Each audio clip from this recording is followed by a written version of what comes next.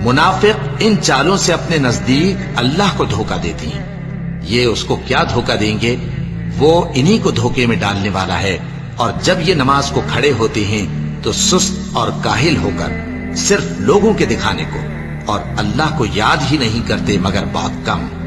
ڈاواں ڈول ہو رہی ہیں، نہ ان کی طرف ہوتے ہیں نہ ان کی طرف. اور جس کو اللہ بھٹکائے تو تم اس کے لیے کبھی بھی رستہ نہ پاؤ گے.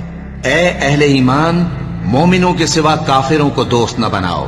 کیا تم چاہتے ہو کہ اپنے اوپر اللہ کا صریح الزام لو؟ کچھ شک نہیں کہ منافق لوگ دوزخ کے سب سے نچلے درجے میں ہوں گے اور تم ان کا کسی کو مددگار نہ پاؤ گے. ہاں، جنہوں نے توبہ کی اور اپنی حالت کو درست کر لیا اور اللہ کی رسی کو مضبوط پکڑ لیا اور خالص اللہ کے حکم بردار ہو گئے تو ایسے لوگ مومنوں کے ساتھ ہوں گے اور اللہ ان قریب مومنوں کو بڑا ثواب دے گا. اگر تم لوگ اللہ کے شکر گزار ہو اور اس پر ایمان لے آؤ تو اللہ تم کو عذاب دے کر کیا کرے گا؟ اور اللہ تو قدر شناس ہے، دانا ہے. اللہ اس بات کو پسند نہیں فرماتا کہ کوئی کسی کو علانیہ برا کہے مگر وہ جو مظلوم ہو، اور اللہ سب کچھ سنتا ہے، جانتا ہے.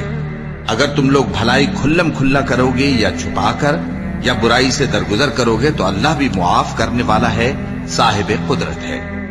جو لوگ اللہ سے اور اس کے پیغمبروں سے کفر کرتے ہیں اور اللہ اور اس کے پیغمبروں میں فرق کرنا چاہتے ہیں اور کہتے ہیں کہ ہم بعض کو مانتے ہیں اور بعض کو نہیں مانتے اور ایمان اور کفر کے بیچ میں ایک راہ نکالنی چاہتے ہیں، وہ یقیناً کافر ہیں اور کافروں کے لیے ہم نے ذلت کا عذاب تیار کر رکھا ہے. اور جو لوگ اللہ اور اس کے پیغمبروں پر ایمان لائے اور ان میں سے کسی میں فرق نہ کیا یعنی سب کو مانا، ایسے لوگوں کو وہ ان قریب ان کی نیکیوں کے صلے عطا فرمائے گا اور اللہ بخشنے والا ہے، بڑا مہربان ہے.